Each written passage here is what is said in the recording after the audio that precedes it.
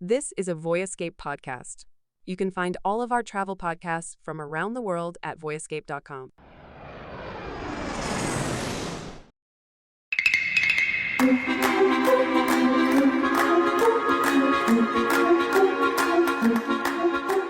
Erin, welcome back to the White Lotus. Thank you. It's a pleasure to have you. I'm not sure it's a pleasure to be here because things at the White Lotus are not that great right now. No, everything's fine. Everything's fine. Don't worry about it. Pay no attention to the man behind the curtain. Everything is fine at the White Lotus if you're Fabian, because I can't stop thinking about how Fabian's storyline is such a nothing storyline, but it's still there. Like Fabian's just like thinking about singing. But like, what is the point of this? Like, where is this going to go? We're either going to find out or that's it. There's nothing else to it. It's just him singing, of which he does a great job, by the way. I think he did a lovely little ballad. Yeah, I agree. I'll just say that I felt like this episode was really foreboding, and it was so focused around like violence being committed or contemplated. And it just, I was thinking about it like in the context of the other seasons of White Lotus, and I just feel like it's a lot darker than other seasons. I feel like the other seasons, the violence was almost accidentally part of the show. Mm-hmm. Like you never really assumed it was going to happen until the very end when somebody died. And I remember that being like quite a shock in the first season, other than like we're always teased with the dead body off the top.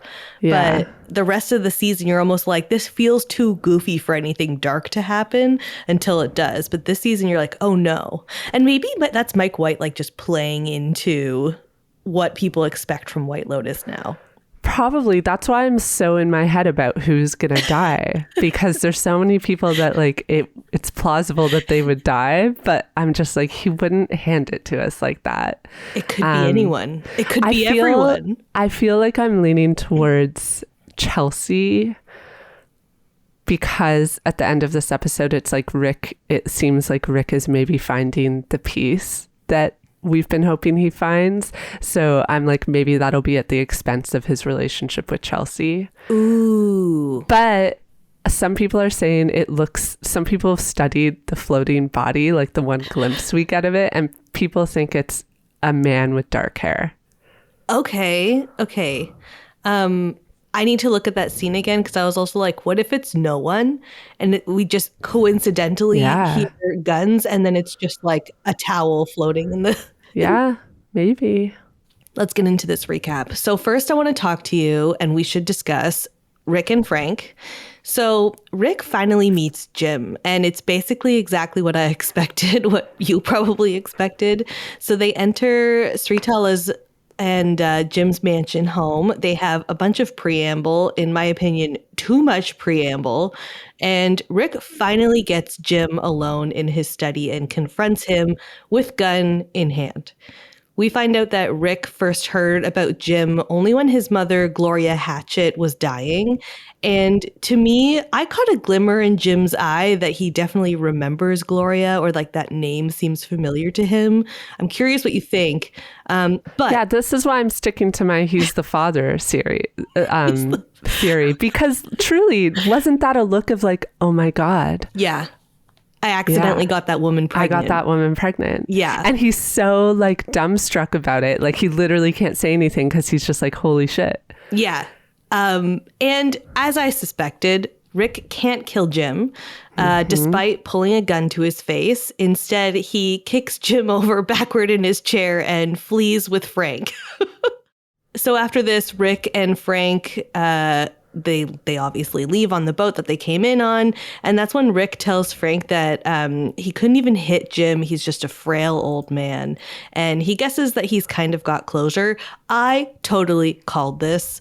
And then after, Rick and Frank head into Bangkok, where they party all night long and essentially revert back to their old ways. So let's discuss. What do we think? What stands out to you? I made one little note here, which is that when we first enter into Jim and Sritala's house, We kind of hear in the background that Jim is talking about how he first came to Thailand in 1962. I'm guessing with Rick's age, he was probably born in the 70s. So I think Jim had established some sort of relationship in Thailand for like 10 years before he had left. This just proves my theory that I think Gloria was a one-night stand. But then would he remember her name? It's a great question. I guess it depends on the person, because I will admit I have had a few one-night stands in my youth, and I could not tell you those people's names anymore. I can't remember. Which is why I was like, okay, it must have been like a relationship to some degree, or at least a very memorable one-night stand. But Erin, if some random young person randomly came at you with a gun one day and was like, remember this name? I wouldn't remember. You wouldn't? Oh, maybe. It wouldn't suddenly ring a bell to you? Maybe. I have a really bad memory. Also, can I just say, when Frank and Rick go off to drink together after all this, you hear Frank say, let's go get a bucket. And in my head, that's when alarm bells went off in my head. I was like, no, don't do it. Not the bucket. I did not catch that. That's how we know they're headed for chaos tonight. Doom. Just straight doom. Yeah. Yeah, because Frank, he like abandons his sobriety. He abandons the sobriety very quickly at Sritala's house.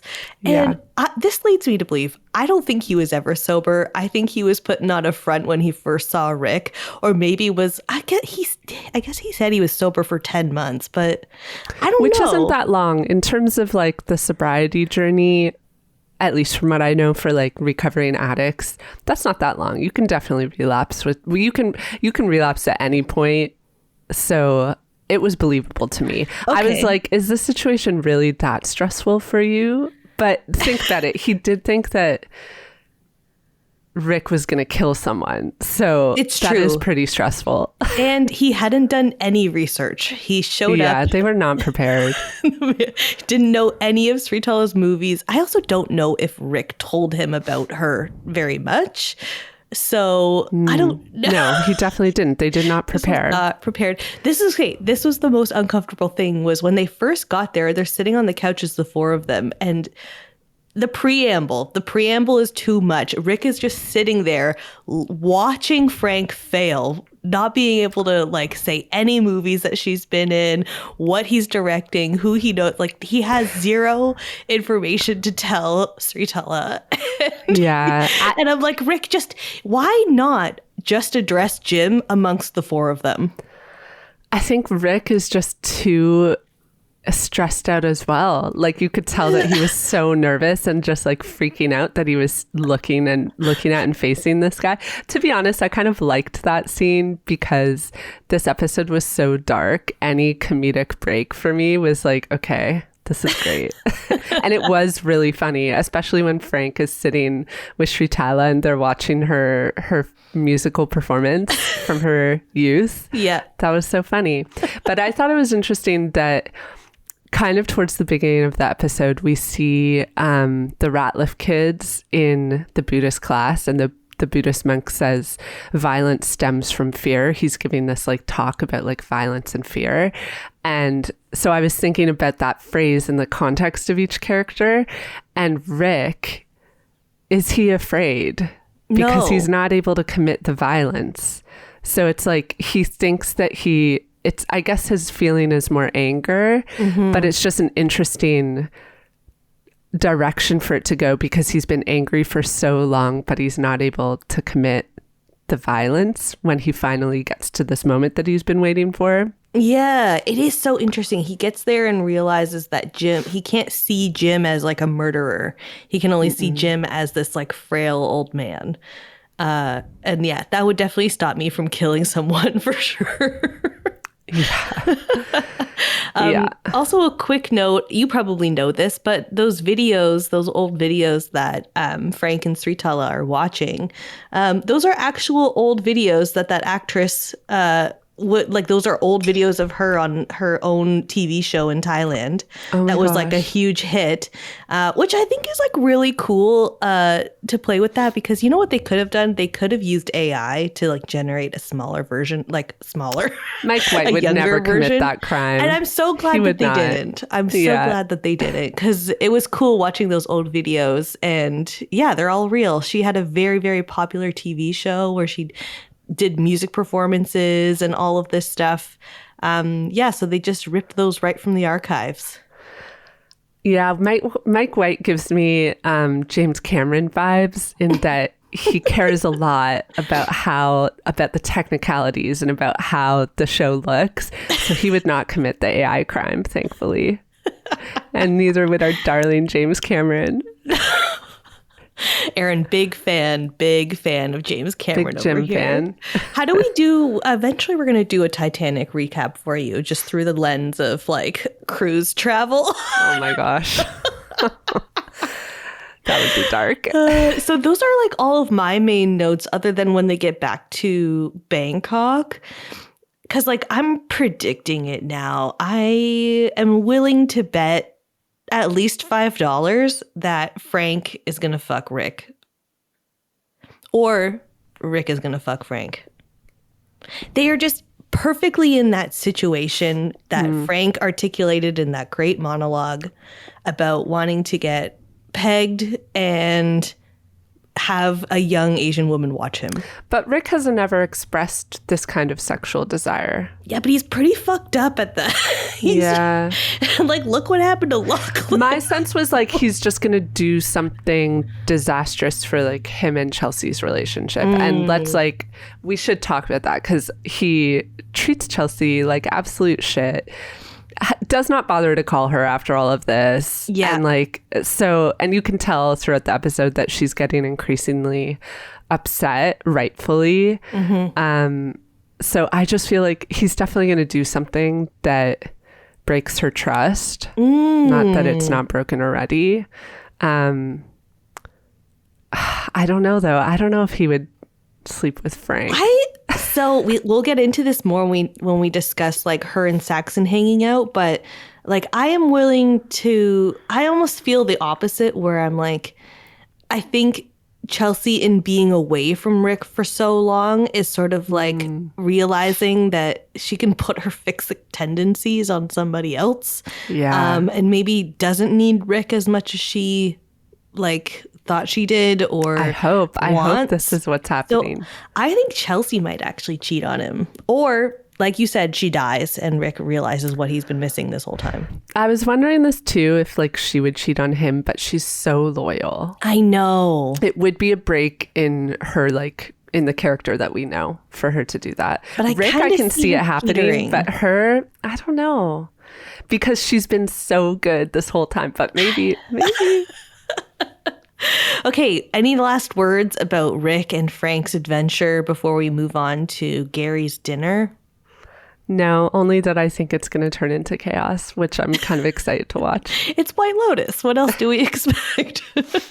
Okay, over to Gary's dinner. Let's first talk about the rat lifts. So Timothy, Victoria, and Saxon all go to Gary/Greg's for the dinner party, and it's basically the yacht party but on land. Same attendees, same sort of vibe, and Victoria actually clocks this before they even leave the resort, saying, "Oh no, not the boat people." And so at the dinner party, Timothy, of course, is doing what he's been doing for the last 6 episodes, which is hiding what's going on back at home and lying to his family, even when Saxon asks him if everything's okay. Ultimately, Timothy spends some of the night talking to Gary about Thailand and the monastery where Piper and Lachlan are, saying that it actually seems like the real deal. Victoria gets loaded and just blatantly asks women why they're out dating these, quote, middle-aged weirdos, and that she can find them someone better in the States. And Saxon finds Chelsea and Chloe to go hang out with, where he finds out from Chloe about Gary's kink. The idea that Chloe is cheating on him. So as she explains it Gary is obsessed over the idea of his girlfriends having sex with his friends and will go into a jealous rage over it. But deep inside, he kind of hopes that the cheating is happening and it's kind of like this erotic fantasy. And finally, Chloe invites Saxon to stay with her and help Gary get his rocks off, an offer of which he declines. So, thoughts? What immediately about all of this sticks out to you? Let's discuss. Victoria's so iconic. One thing that stood out to me is that when Saxon confronts Timotei, it's so heartbreaking because you can see it's like another layer of pressure being added to Timotei. And you can almost see that actor is doing such a great job because you really see him like detangling like through the whole series. Like he's just every episode, he somehow looks worse in every episode. He looks the same, but like in more strife. So yeah, that discussion, because Saxon looks up to him so much, like you can see that Timotei is internalizing again that like he is the breadwinner, like he needs to create like a lasting wealth and a lasting legacy for his family. Like Saxon's career depends on his work. Like it's just so much more pressure. And it just made me feel really bad for Timotei again. It was really, really heart-wrenching to watch too, because like it seemed like Timotei was so close to telling Saxon the truth. Like he really was like teetering on the edge there. And I wrote in all caps watching this, why lie, Timothy? Like at this point, like Saxon has given you all these great reasons that you should keep him in the loop and tell him. Like Saxon is an adult at this point, and like I don't know, he's gonna find out all of this shit within a matter of like a few days at this point. Like they're at the White Lotus for like what, a week or something. So why lie at this point? Like your son knows something is off, and I was like, maybe he just wants like Saxon to enjoy himself in Thailand before like shit gets real. But it just is so, I was like, just stop lying, Timothy. Just like admit defeat. Like just bring your family in because they want to support you. I don't think he's going to, because I bring it back to my like toxic masculinity thing. Like he is so weighted down under the pressure of like being this person for the family that like has the legacy, is making the money. And every conversation he has with a family member where he's on the brink of bringing it up, they motion to that pressure. So I think that's the thing that always blocks him, because it did look like he was about to tell Saxon until Saxon made that comment about his own career. Yeah, depending my whole on life. Yeah, his own career and his life. And so in my mind, like Timotei just can't bring himself to say it, because once he does that, he has to break this facade of like being the man of the house. Yeah. Which I hate, but little does he know he's like actively breaking it already in front of them. Like everyone can see he's not all right. Like, and this is where I was like, also Timotei. They can, but they're still not that concerned. I know. Maybe everything will be, and I think that might be in the back of his mind, right? Where like maybe just maybe everything will actually just be all right. You know how time heals everything? Maybe like being off the grid for a week, you know, everybody's just over it now. When I go to America, nobody will care and everything's fine. So why even bother tell the family? Okay, so also the conversations between Chelsea, Chloe, and Saxon are pretty hilarious. There's a really funny moment where, like, as soon as Saxon sits down and he sort of sees, like, what's happening around him, who the party attendees are, he's like, he asks the girls, do these old guys even know that the only reason that they have these hot girls around is because they have money? And Chelsea's like, that's going to be you in 20 years. What do you think? Is this going to be Saxon in 20 years? Yes. Unless something changes, because I do feel like Saxon is having such a crisis of identity that, and Chelsea, it seems like, has suddenly, like, her view of him has changed. She sees him as this, like, broken person that needs healing. And I think she's right. So maybe he's going to have some sort of epiphany and, like, change the charting of his path in life. Who knows? I think this episode was certainly the start of that epiphany, because you can definitely see him just like warming up.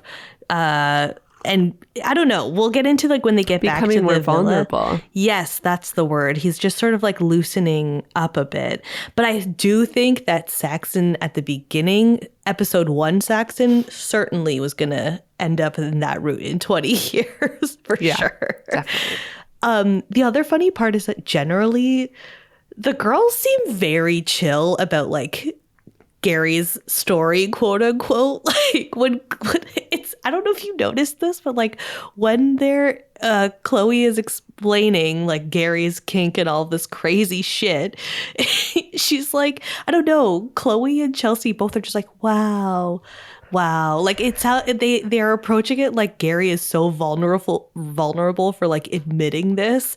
And I think there's part of that because Chloe's like, yeah, we had this conversation and he admitted all this stuff to me. But like, I also don't necessarily believe her that this is a thing. I don't either, but I will just say I love these women because they're just so respectful, you know, and they're so non-judgmental. They didn't judge Saxon about incest. They're not judging this guy about his fantasies.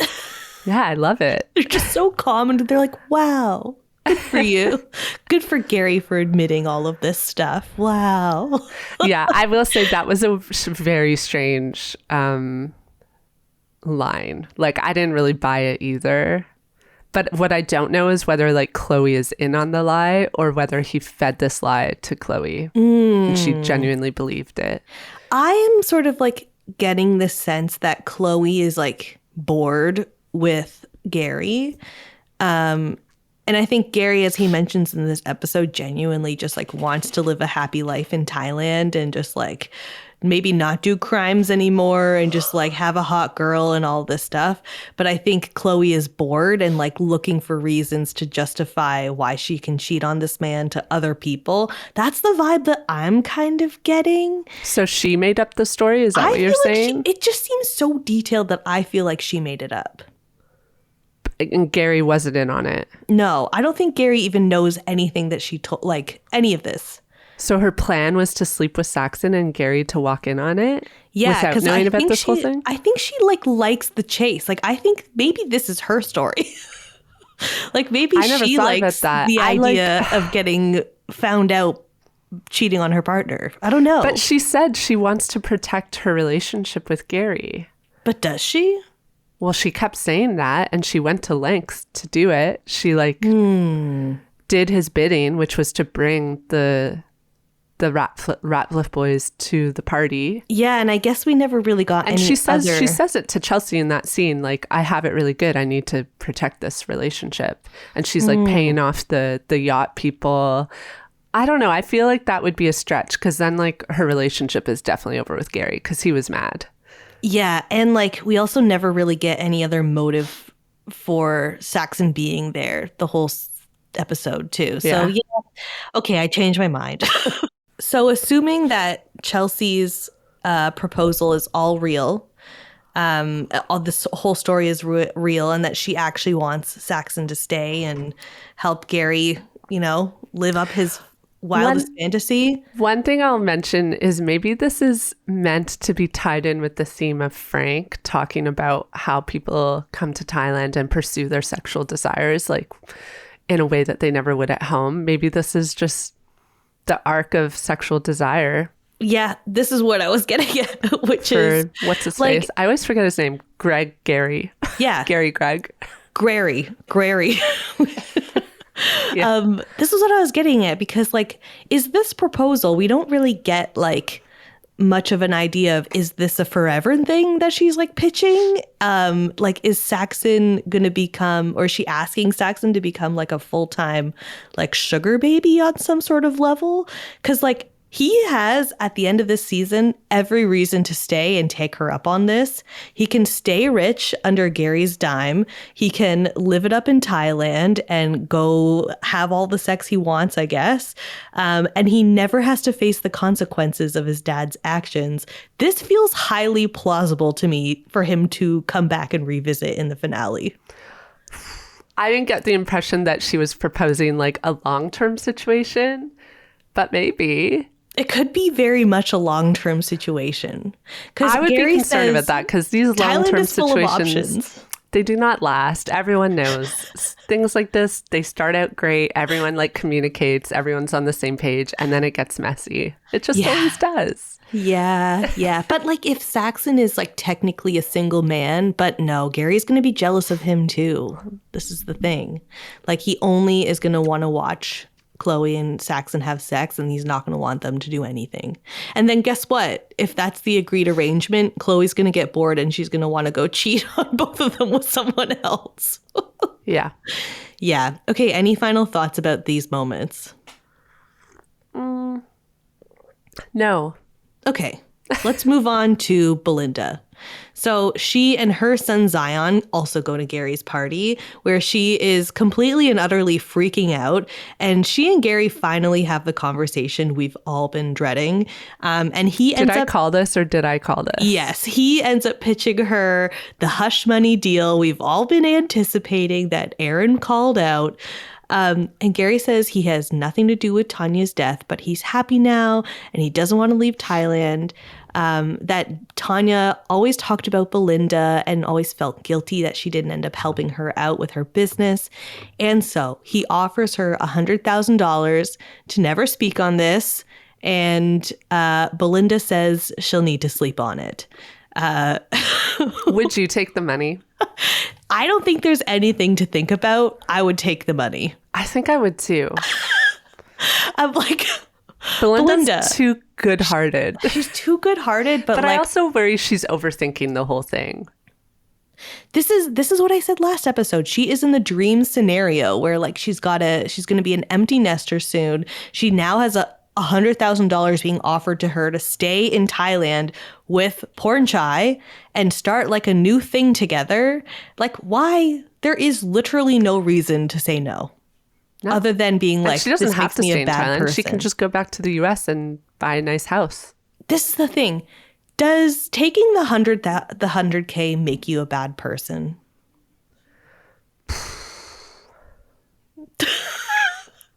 Just asking you big questions at 7:30 a.m. in the morning. I think not, because she's doing it. It's self-preservation. Because there is like an undercurrent of threat involved. Yeah. Because Gary is scary, and he does present it in a bit of a threatening way, which she talks about later, like what happens if I don't take the hush money.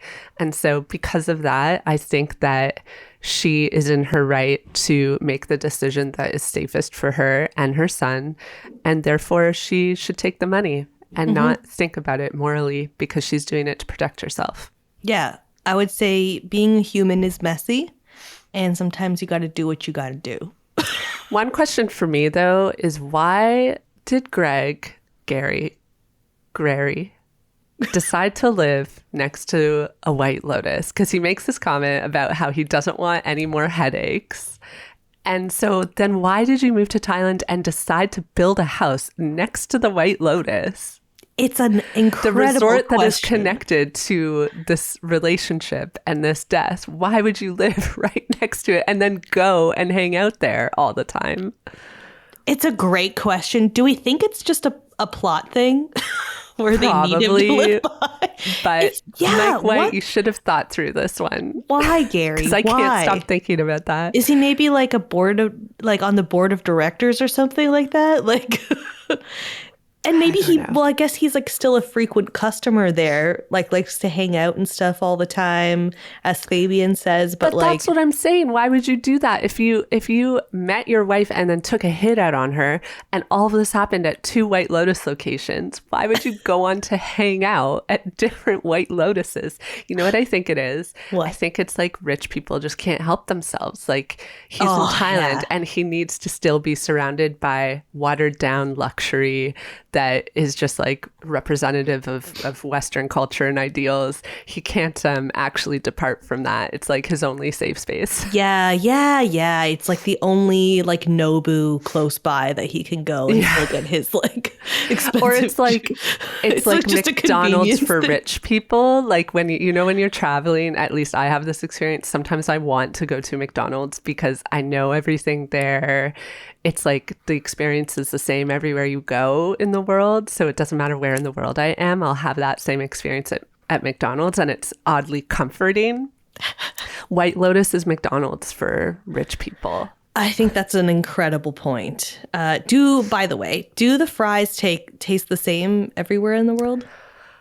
Like mostly, yeah. Nice. Mostly. Classic. I will say, like the food like basically tastes the same. The only thing is the menus are different all around the world. But yeah. You'll discover this when you go to Japan, because going to McDonald's in Japan is always fun. Oh, okay. On the note of food, just before we talk about what happens after dinner, I was genuinely surprised that dinner was a buffet. I was fully expecting like a more tension-filled long table of people having like a sit-down dinner with like numerous courses being served to them and sort of having the tension. And then we cut to like Zion and Belinda filling their plates from the buffet. And I was like, this is not the bougie dinner I was expecting. I think it's because Grary doesn't care. He's just like, I'm only throwing this party because for some reason he wants to get close to the Ratliff boys. So he's like, I don't care to sit down with all these boat people. Just have a buffet. This is also what's making me think now too about like just you saying that is making me think that I do think Chloe's story was real, because otherwise, I feel like there would have been a confrontation of some kind between like Gary and Saxon, but there wasn't. And so I feel like Gary is comfortable with Chloe vouching for him and saying what she needs to say to get the one thing Saxon I'll say, on his side. I don't know.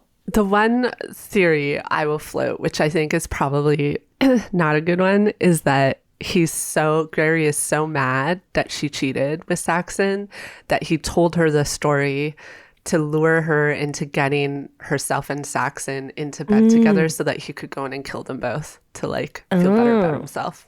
Well, but I think that's too far-fetched, because if he's not willing to kill Belinda, I don't think he, like he said, he wants to like just live in peace. Yeah, I don't know if I necessarily would even consider Greg a violent person anymore. Like, I think we never see him commit any violence. Like, he doesn't kill Jennifer Coolidge. I think he's just a manipulative rich guy. Yeah. So I don't think he could ever do it himself. Okay, after dinner, so Saxon and Chelsea head back to the resort. Chelsea is concerned that she hasn't been able to get a hold of Rick. A typical story. And earlier in the evening, she says that Rick has this sadness that touches her and she wants to heal him. I'm hope, he's pain, and eventually one will win. So exactly what you've been discussing all season, which is that Chelsea just has this like fix him mentality. And that's probably what she's getting mostly out of the relationship at this point. Yeah. Saxon is still... Can I mention one thing about that? Yep. I loved how they used the Muay Thai fight to represent the tension and the fighting between all the characters. Like every character is at battle with someone. Yes. And when she says this point about them being yin and yang and she needs to win the battle, I just thought it was like a cool way to tie all of that together and say like this Muay Thai fight is all actually representative of how every character is like experiencing this fight with someone else. Yes, or with themselves too. Like that too, yeah. The Muay Thai fight was a really cool piece of symbolism that was being kind of chopped in throughout the episode. I actually have it as its own thing for us to talk about because there was so many good things that it was kind of contrasting against. So hold on one second. So Saxon is still enamored by Chelsea, and he asks her to teach him her ways of being like sort of spiritual and I guess just like all around chill and good with life. And that essentially like Rick isn't that special. Saxon could also connect with her on a spiritual level if she wanted to. And so they head back to her room and they meditate together. And there's definitely like a connection there. I was like trying to like they hold hands in their meditation. You can kind of see Chelsea's eyes light up a little bit, like what the heck is going on here. Saxon, I think, is being very like, I don't know, he's clearly coming on to her, but he's being pretty respectful in a way and like ultimately leaves the room, I think, right at the end where she kicks him out and he's like, oh yeah, like just kind of leaves. Doesn't push anything on her too much, which I think is a change for him. Is there an awareness that like in her fix him tendencies that she could just like, those could just fall over to Saxon if he's actually going to treat her with more care than Rick? Like, do you think both of them have that sort of awareness? No, I think they were both confused by the whole thing. Okay, yeah. Because Saxon seems genuinely curious and like invested in getting to know her. But I think it's changed. Like he used to be pursuing her as like a conquest, which was gross. But now I actually do think there's been a switch where he's like, maybe this woman can help me work through this pain that I'm grappling with. Yeah. And it was like an interesting scene because I feel like a lot of women have fallen prey to this, this thing where like you'll know a hypermasculine man and they'll show you at some moment like some emotion or that like they have layers. And then suddenly you're like, oh, and it like sparks your interest in them. Oh, yeah. Because seeing that like complexity to someone who is like so hypermasculine, it just like reminds you like, oh, they're actually like human underneath all of this. They're a little bit safer to hang around too. It's the classic like you know when women joke that like they like to go after the bad boys, like it's that kind of thing going on. So I thought that was interesting seeing Chelsea like fall for that because it is her type. It's the same with Rick. Yeah, she definitely goes for the bad boys. He gives her a little ounce of emotion and she's like, okay, like I'm living for this. I just need more of that. It's kind of like a dopamine hit every time he breaks the hypermasculinity and like gives her something real. Yeah. And so now she's like falling into that trap with Saxon. It does remind me. So when I was working for my hometown doing as a summer laborer as a teenager and early 20s, I worked in a truck with all like dudes in their early mid 20s. And they were like highly toxic. I was the only girl there and they would spew so much garbage, just like sexist shit, racist shit, all these things. And I was constantly like on the defense and like protecting myself while working with these guys. I never felt like in danger, but I definitely felt like uncomfortable with the things that they were talking about. And you could just feel like the toxic masculinity was like this energy in the truck that was just overwhelming. But we worked together all summer. And by like maybe a month in, I was like kind of trying to be myself and be a normal, chill woman around them. And they eventually started opening up so much. And I realized how much they like desperately wanted to gossip about just like their lives and get my insights about it. And like they just so desperately wanted to open up and be vulnerable, but it took them like a month to get out of the toxic masculinity to like finally be like, okay, we work together every day. We are literally in close quarters sitting in a truck together like most of the day. They were like, all right, they're just gonna open up, and it was really cute. And I ended up becoming like really good friends with them, and I think they all like sort of changed a little bit of their ways too, which was cool. But isn't it bad that we think it's cute? I know, it's really bad. It's really bad. I think it is. It's really bad. Because then we're in a way like playing into the performance. Yeah, and it's also sad that like being around a woman is what made them like have to feel vulnerable. That's horrible. Toxic the older I get, the more I realize sad. that like that's not attractive at all. No.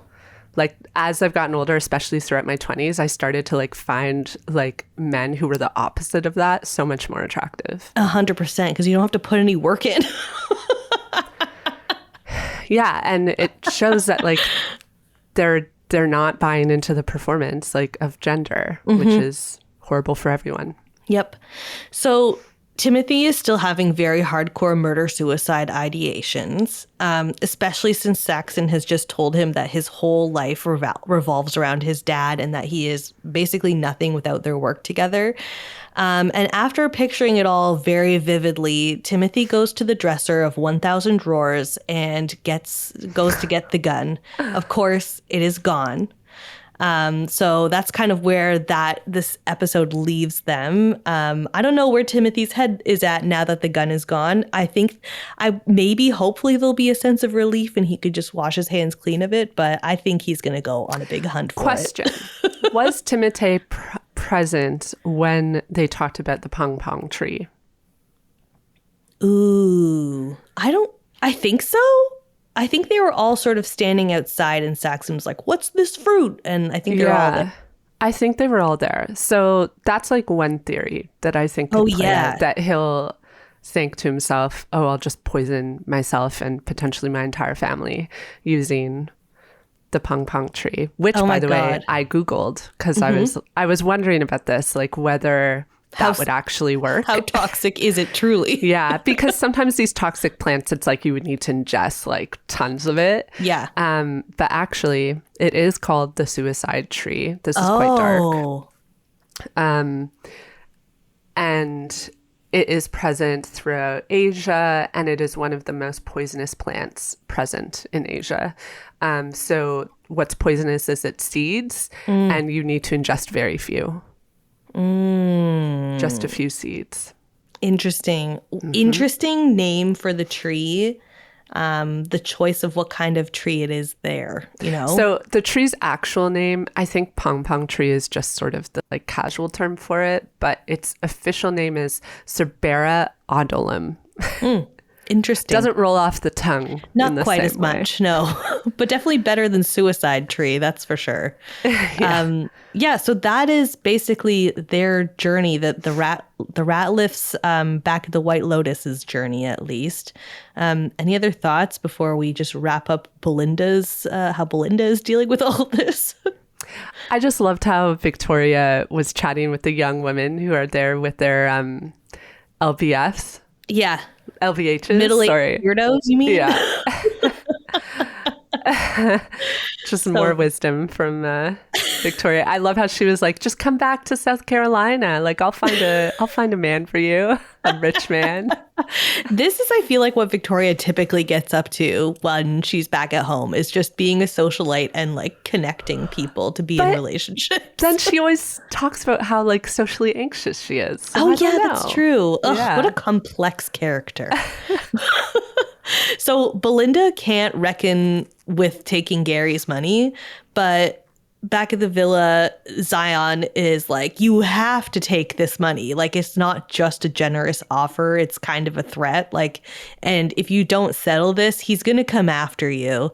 To which Belinda replies, can I get one fucking break in this fucking lifetime?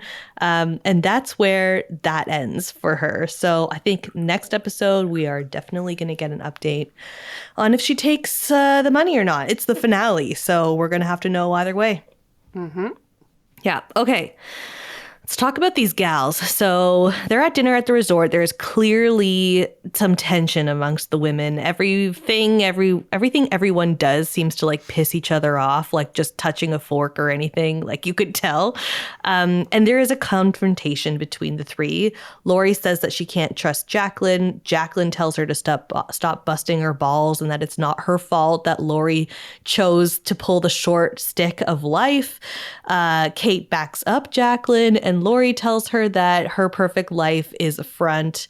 After all of this kind of blows up, Lori leaves to go to the Muay Thai fights on her own with the Russians.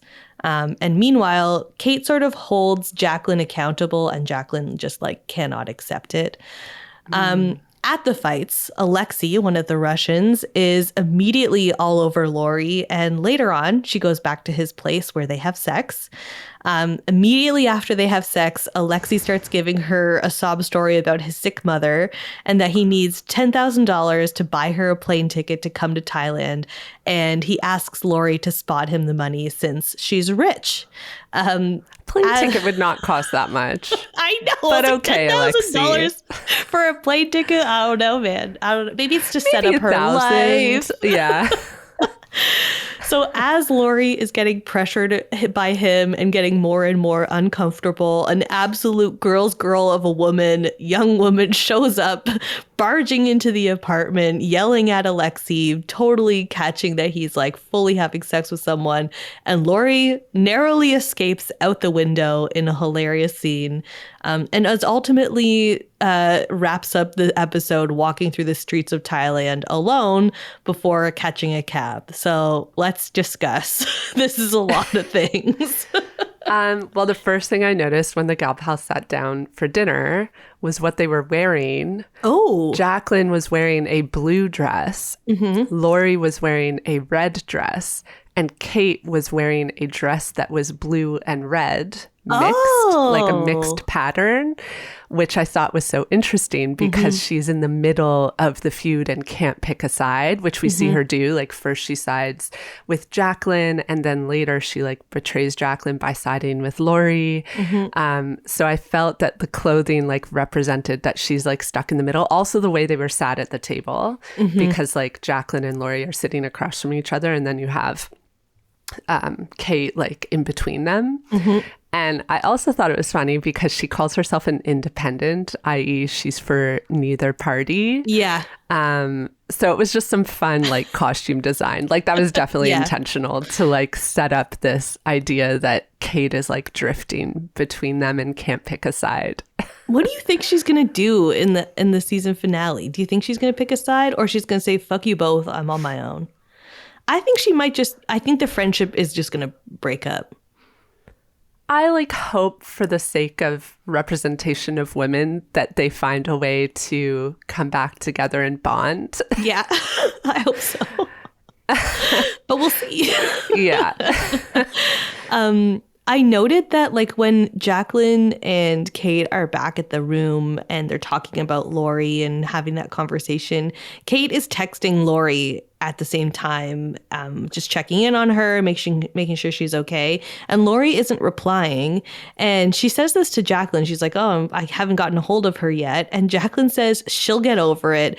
Totally discounting the whole like safety part of it, where I think her brain, it's so interesting, immediately goes to like she's ignoring us and like trying to like be a drama queen, where Kate's like, but actually we're in a foreign country and like it's not safe for us to not be able to get a hold. Yeah.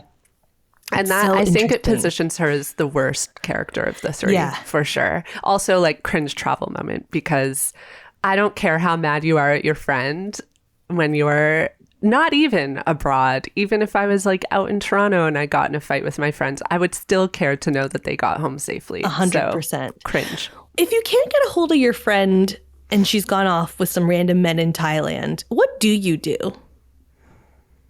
Ooh. If it was me and I was actually worried, I would just go to the Muay Thai fight. Yeah, because we know where they are. We know where she went. At least we have an idea of where she went. Or call Valentine. Yeah.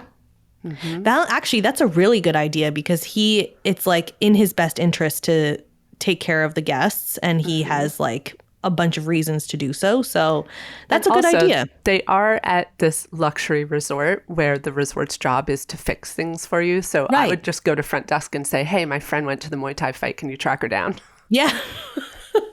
Great. Just thought I would put that out there. Some good travel tips.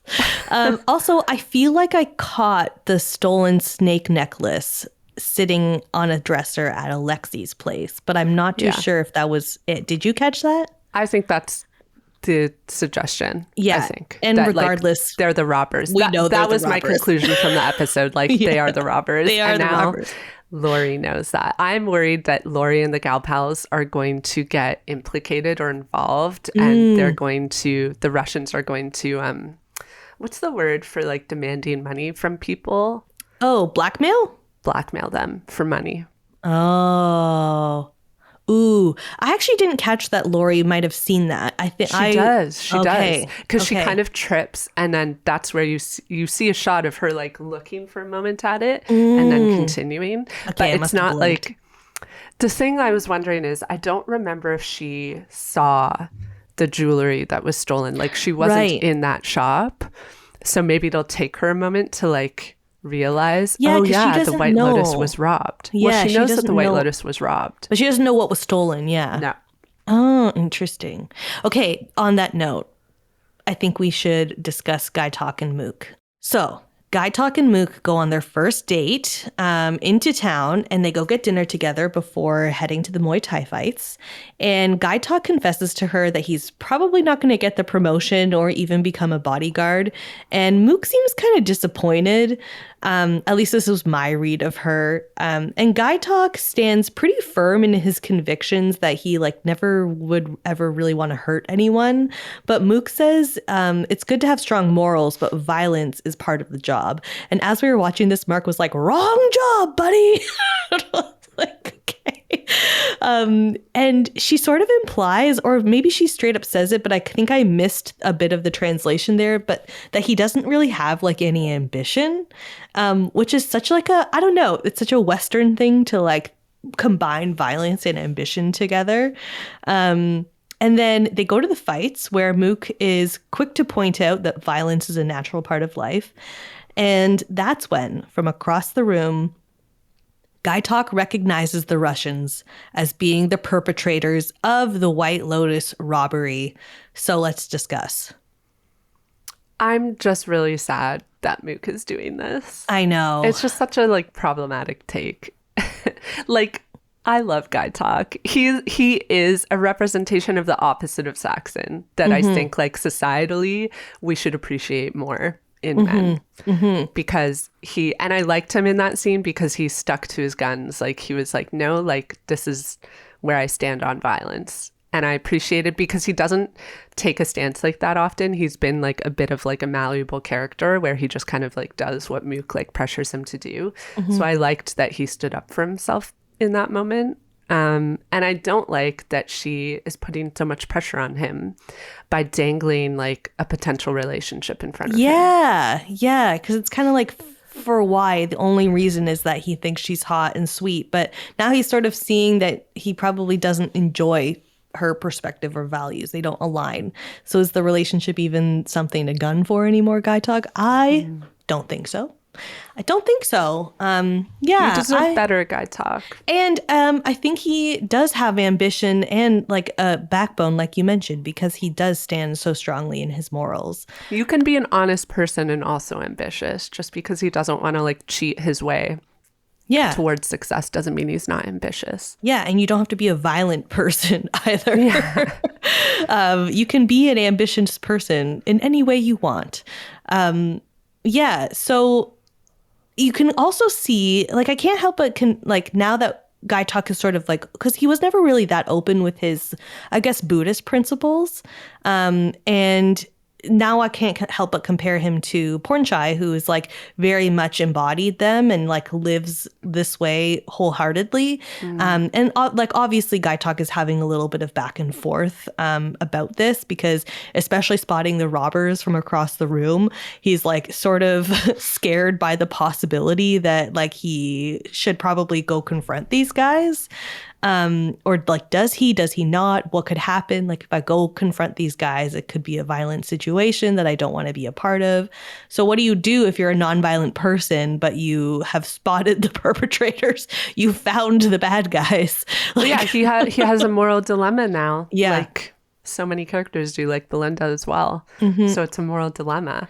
I foresee, I think Mook's going to get frustrated with him and she's going to go say something to the guys. Like what? Or because I think Gaitok is going to be like, those are the guys that robbed the place. And then she's going to be like, you need to go confront them, do something, show you, this is where your violence of the job comes in. and Gaitok won't be able to do it, and maybe Mook says something to them because she works for the White Lotus, right? Like it's in her job to. I have seen theories floating around that she's also involved with the Russians somehow, and that like this manipulation of Gaitok, like there's a purpose there tied to the robbery. The more I thought about it, I was like, I don't really see like what the point would be other than to like distract him, which she has been successful at because a lot of his mistakes have been because he's distracted by Mook. Yeah. Yeah, it's like, I don't know. It's so interesting because I was doing more digging into the actress too. And like she's so famous. Like her net worth is $25 million, the most out of any person on that crew. She's also dating the son of one of the richest people in the world. Like she is the son of a French billionaire. I can't remember his name. Damn. Yeah. And like as such a significant person, I'm like, why would you take a role that is so, I don't know, minuscule or something like that? Oh, I don't think we should overthink that. Okay. Why wouldn't you? I guess not. Yeah, like I guess. If I was offered a role on the White Lotus, I'd be like, heck yeah. And I wouldn't conflate, like, I know a lot of people think that the characters do represent like who these people are in real life. And I think you could argue that to a degree, but like we shouldn't assume that Mook, like Lisa, who she is as a singer, that there's any connection between like Mook, the character, and Lisa, the singer. Yeah, yeah. Okay, so Muay Thai fight symbolism. Basically, before every scene of Rick and Jim in particular, we get clips of the Muay Thai fight kind of happening back and forth. And in the midst of the Muay Thai fights, we also are getting some like Buddhist scripture happening. That's kind of the monk at the monastery is saying, but it's getting overlaid all of this stuff. And it's all stuff about violence, as you mentioned. So some of those quotes include, everyone has the capacity to kill. Buddhist scripture condemns any violence. The only good faith response is to sit with your feelings. And I was like, maybe this is what Rick is doing at the end of the episode where he's sitting on the couch as all the chaos is happening around him. Is he sitting with his feelings or is he dissociating? Because what we know so much about Rick and his inability to access his emotions, I want to say he's disassociating or he's trying to sit with his feelings, but he can't quite get there. Yeah. And then we also see a lot of the back and forth, as you mentioned, the footage between the fights and Gaitok's face of realization when he's looking at the robbers. And that's what kind of gave me that idea that he's like really confronting this idea of, do I need to say something and approach these guys, or do I avoid any possibility of violence altogether? Any other thoughts on like the symbolism of the Muay Thai fights throughout the episode? Not really. I felt like it was like pretty straightforward. Yeah, I thought it was a really good metaphor for it to play with. Yeah. The one thing we didn't mention is there's a great shot where Timotei, who is continuing to content warning, like experience suicidal fantasies where he shoots himself and it transitions like from like his blood spurting. Sorry, this is quite graphic. It transitions the shot from like blood into water, dropping back down into the ocean, which was a nice callback to what the monk said about like returning to the ocean as a drop of water when you die, which makes me worried again that he like is viewing death as a sort of peace, which like isn't wrong, but please don't do that to your family, Timotei. It seems like it just seems like a very tempting thing for Timothy to be reckoning with, where he's like, well, it's not that bad kind of thing. Yeah. Okay, finally, let's talk about Piper and Lachlan at the monastery. So Piper and Lachlan spend the night. They have dinner with a group of mostly white 20-year-olds. And later, Lachlan confesses to Piper that he likes the monk and doesn't want to give in to his dark side. And he, in fact, wants to join her at the monastery and doesn't want to go home like ever. He says it'd be cool to be in Thailand with Piper, but Piper doesn't really confirm or deny, but it does keep her up at night. This is really funny because, like... It's a little like your younger sibling is just trying to like cramp your style. It was interesting because another one of the battles happening is between Piper and Saxon, and they have this battle over pulling Lachlan over to their quote unquote side. And it was funny because like you could literally see in that moment that she suddenly didn't want that anymore. And I was wondering, like, my read on it was that she is trying to get away from her family and do something on her own. And she felt repulsed by this idea of Lachlan joining her because that would remove her independence from the experience. And maybe it's a little bit of her like being selfish, like this is for me, like it's not for you. It's an interesting thing because I was like, yeah, Lachlan is clearly like kind of, whether or not he knows it, he's ignoring Piper's like need for individuality and to like have her own space. But also like, this isn't her space. This is like a monastery for everyone. And so she can't just like claim it as her own thing. And her and Lachlan could exist at this place together for sure. So it's an interesting, like, I don't know. I'm curious how your parents would deal with this. If like you wanted to go somewhere and like your younger brother wanted to like suddenly hop a ride and you were like, I don't know, what would you think?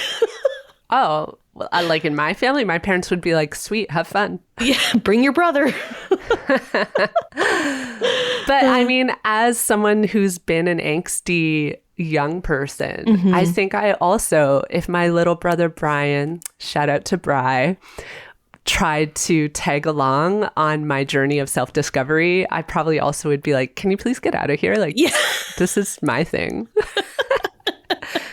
Can you not? I love you so much, but I know. I don't know though. Maybe like I love Bri, so maybe I'd be like, okay, let's do it. But like we just get tired of each other if we went to a monastery together for a year. Well, I think it's a fairly, I guess it's a big-ish like compound. They could like not see each other very often if they wanted to. Yeah. But yeah, this is Piper's thing, not Lachlan's. So I think she's a little bit, I don't know if jealous is the word, but definitely like perturbed in some way. The other thing about these seasons, that's a great word, perturbed. Perturbed. She is, yeah. So the other thing about these scenes is that, I don't know if I was reading into it, but Lachlan is just giving me weird vibes, man. Like I'm getting weird, like I'm kind of in love with my sister vibes. I've seen people say that. I didn't get that vibe. I got the vibe that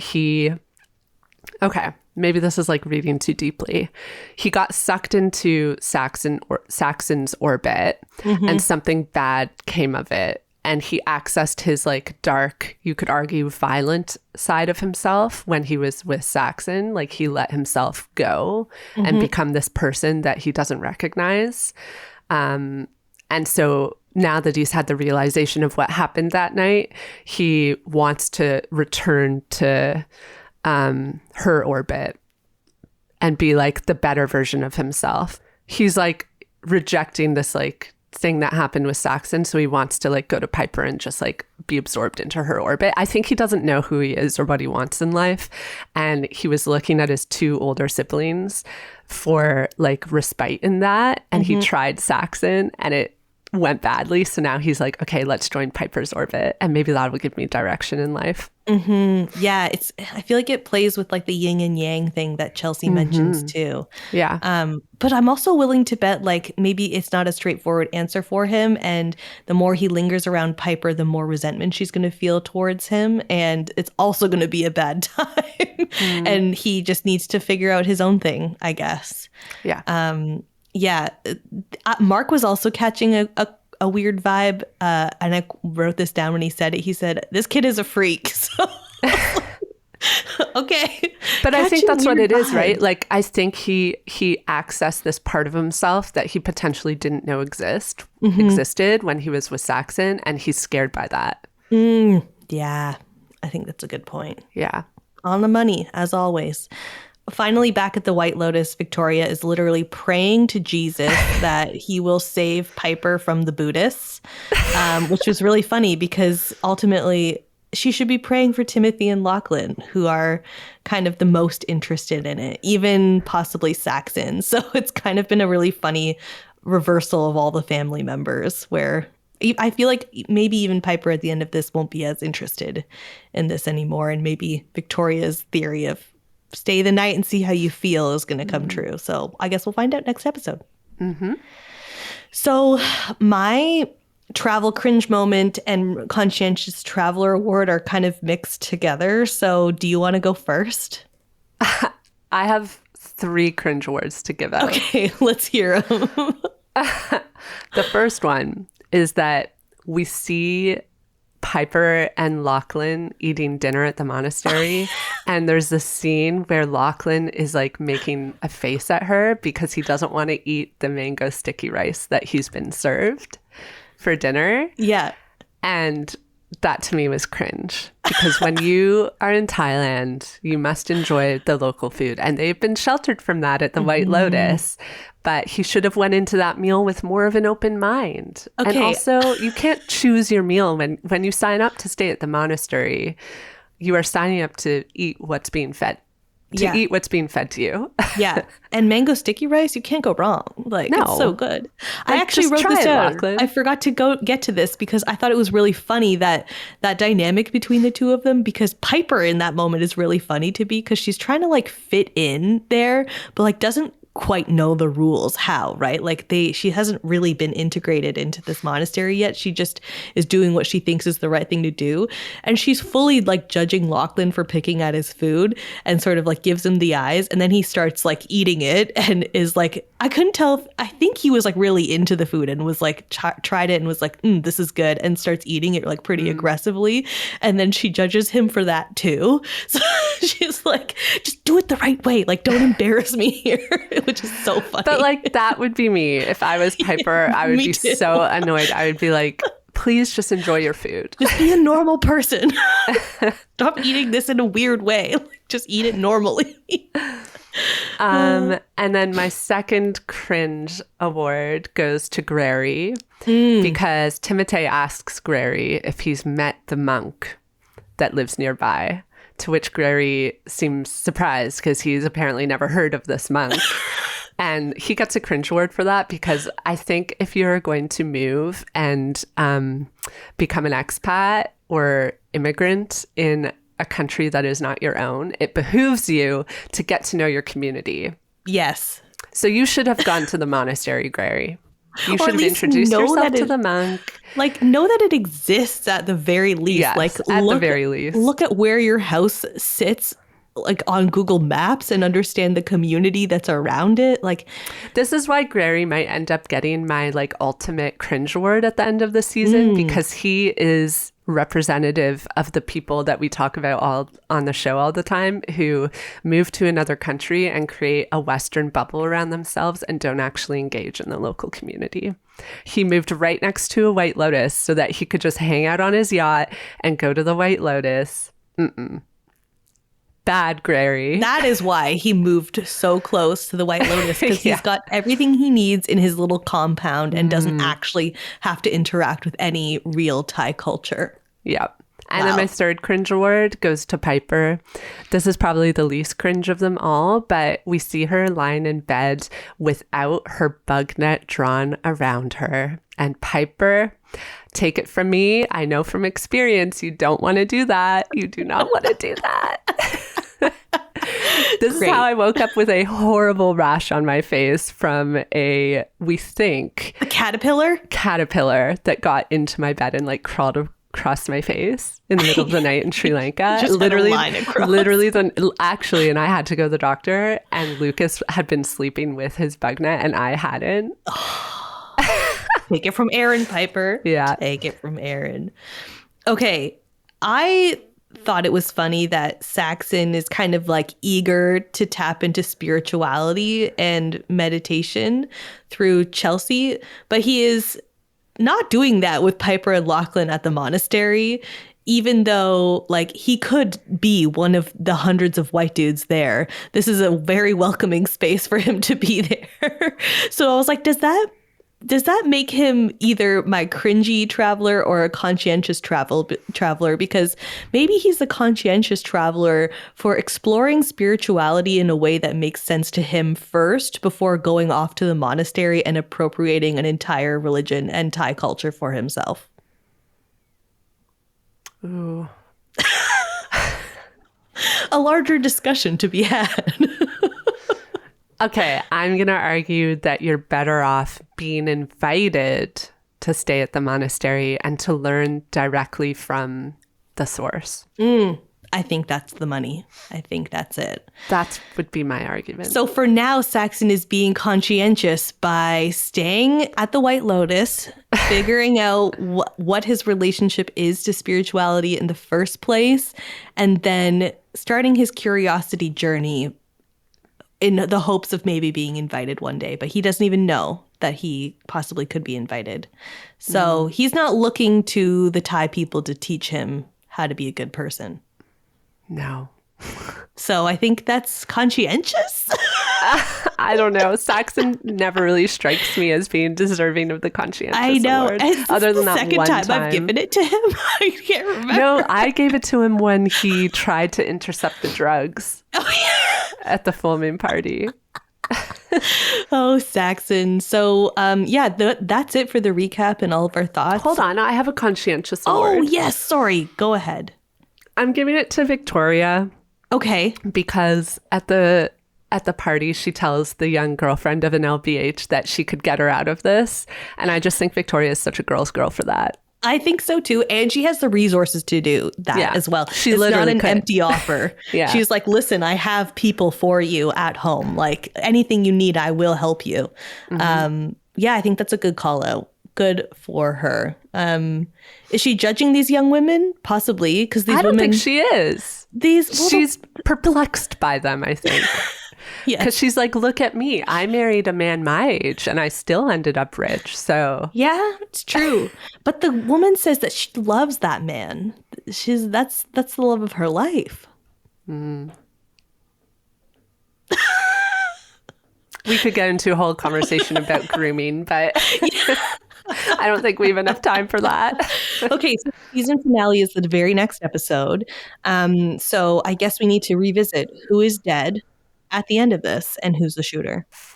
Do we still think the monkeys are involved?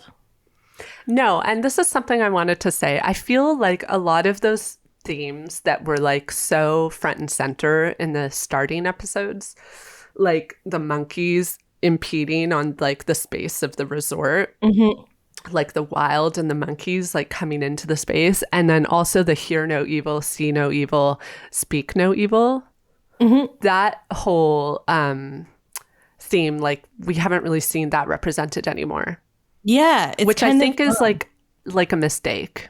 Well, why set all that up and not follow through on that? I'm wondering if every episode instead has a theme. Like this theme was a representation of a theme. So this episode was the Muay Thai fights and violence. And maybe I think if we go back to the episodes where the trio of monkeys is prominent, like maybe we see that in all of the characters in some sense, because there's also like the three women, there's the three Russian guys, there's always like sort of like the number three. Just like it was so up front and in center your face in the first few episodes, and several of them. So I was just wondering why there wasn't follow through on that. I think like it does follow through with this theme of like spirituality and Buddhism in the sense that like we are leaning into the violence theme, but I just thought like visually, why didn't you continue with that? What the heck? Yeah. I also wonder too if like maybe the early episodes are so focused around like nature, the overtaking of nature is maybe like a representation of the guests sort of settling into this new country, and like being uncomfortable, and like maybe the culture shock of just being in a new space that's different from where they're from. So maybe that's like a representation too. But yeah, it's interesting to look back on now. I need to like go listen to all of our recaps again.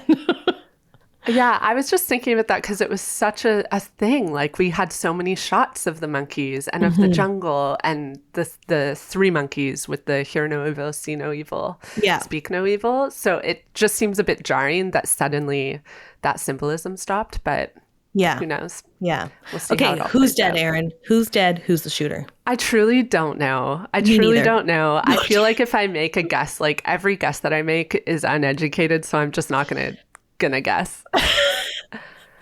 I think Gaitok shoots the gun at someone, and maybe it's just a towel in the pool. So I think your point at the start of this, that the death is always accidental, I think that's what's going to happen. It's going to be something shocking that we don't expect. maybe it's Fabian. Maybe. That's his storyline, is like after all of this, he's the one who died.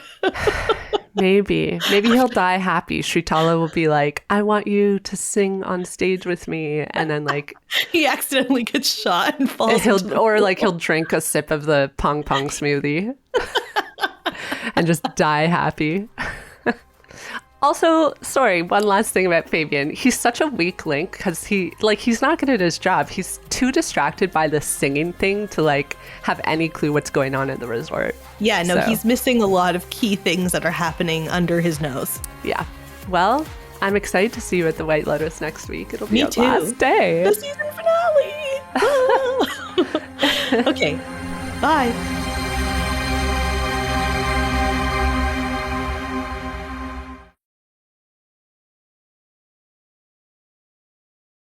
If you love hearing interesting travel stories, you've got to listen to Travel Tales with Mike Siegel. Hosted by Mike, a stand-up comedian and TV host on TBS and HGTV, it's full of funny, inspiring tales from around the globe. You can find it on the Voyescape network at voyescape.com.